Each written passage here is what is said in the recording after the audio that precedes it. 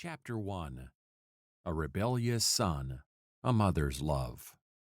Don't mention it again, I tell you, never again. I am tired of all this talk about Christianity, and I'm not going to stand it any longer. You may do as you please, but I insist that you stop making life here at home so unpleasant for me.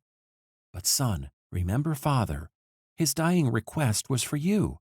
Just let me tell you of one thing he said about you in his last prayer.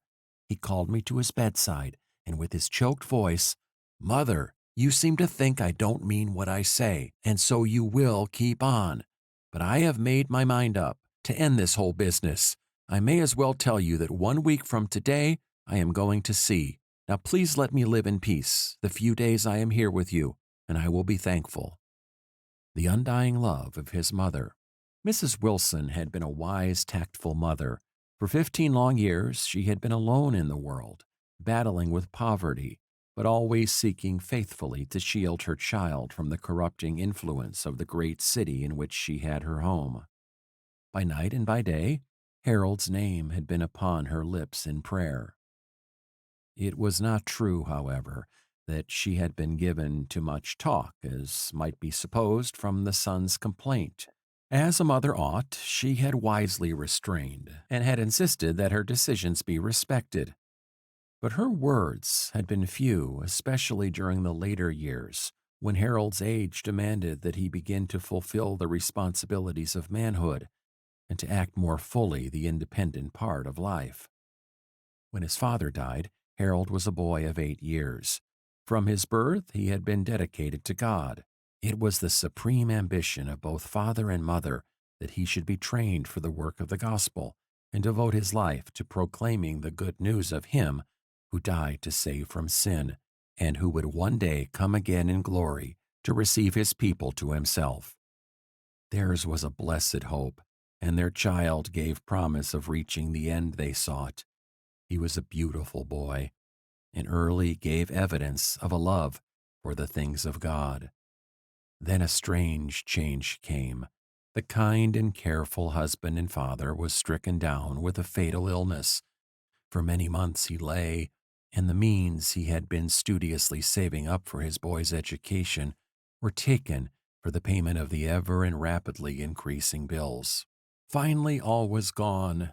When at last the end came in sight, he called his wife and little one to his side, and together they prayed once more that God would remember the consecration they had made, and in his own way and time bring little Harold to be a soul winner for Christ as they had planned.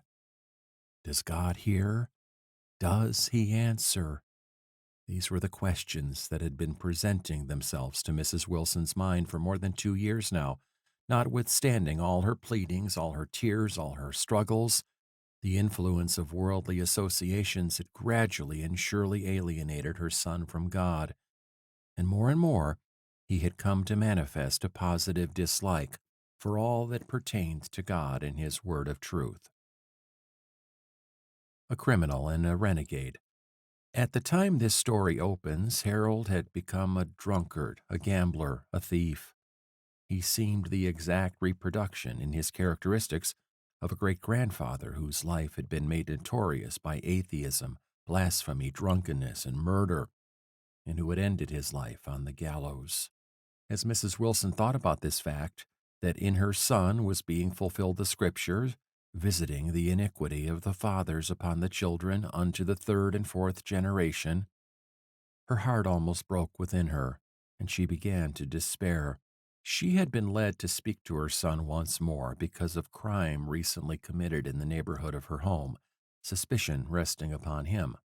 In her heart, she little doubted that he was involved, and the thought so cruelly hurt her that she would not remain silent.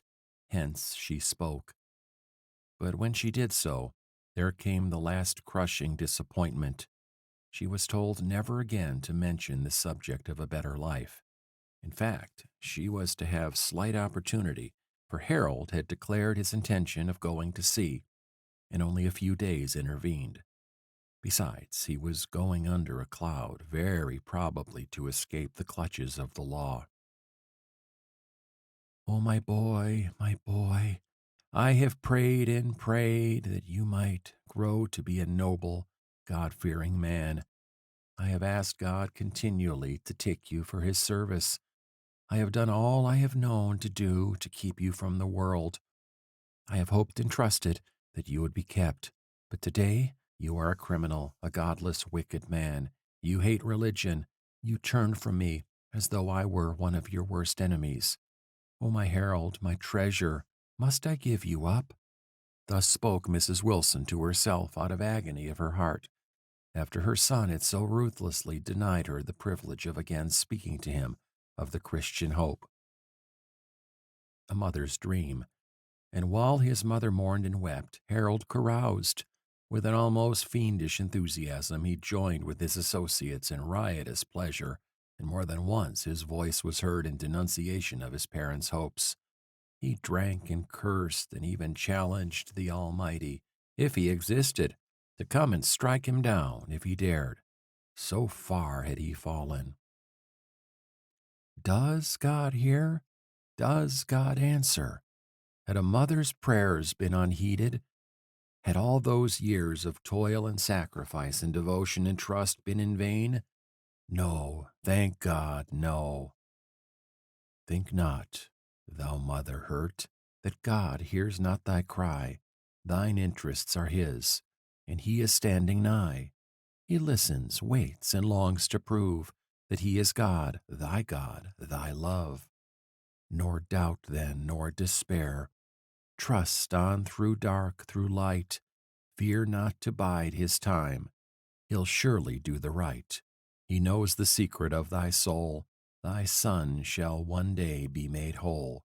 It was a terrible dark hour to the dear mother, and worn out with the heavy burden, and not seeing as yet the welcome approach of a brighter day, she lay down and fell asleep.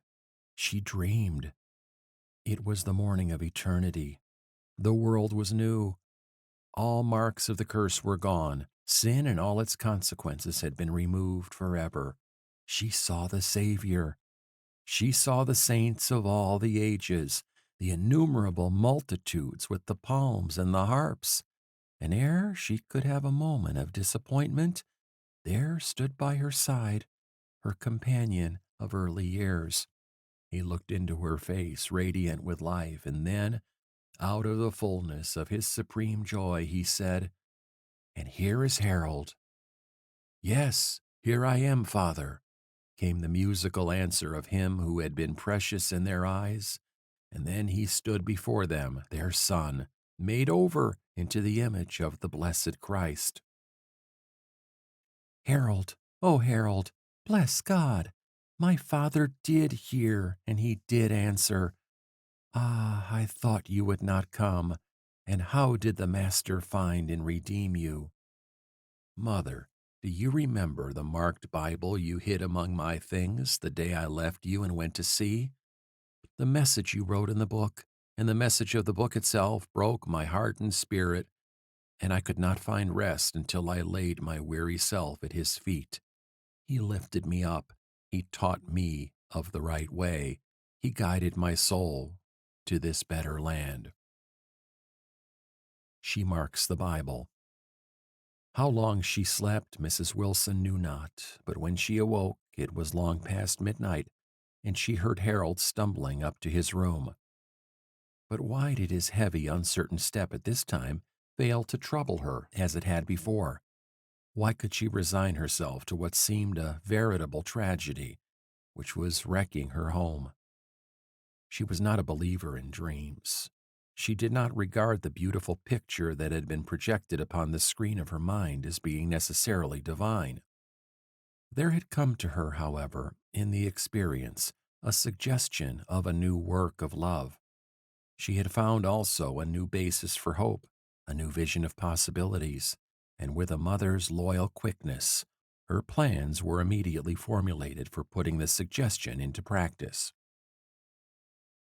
What a blessed mission was that of the new day, when, with her widow's mite, the savings of many a long, weary day, she found her way to the heart of the city, and there invested that mite in a Bible for Harold. She bought the best that was possible, leaving nothing remaining for the coming rainy day. Was not her son's life more precious to her than her own? What a really wonderful Bible that was when Mrs. Wilson had completed it in her beautiful design. From Genesis to Revelation, she marked, with great care, those passages which she believed would one day appeal to the heart of her boy. Just what texts and just what markings entered into the plan may not be told here, but suffice it to say that only a wise, loving, praying mother could ever have thought out and executed so splendid a soul-winning idea. Without doing violence to the sacredness of a mother's secret, it may be stated that two great principles were emphasized: faith in Jesus as a complete Savior and obedience to all his commandments.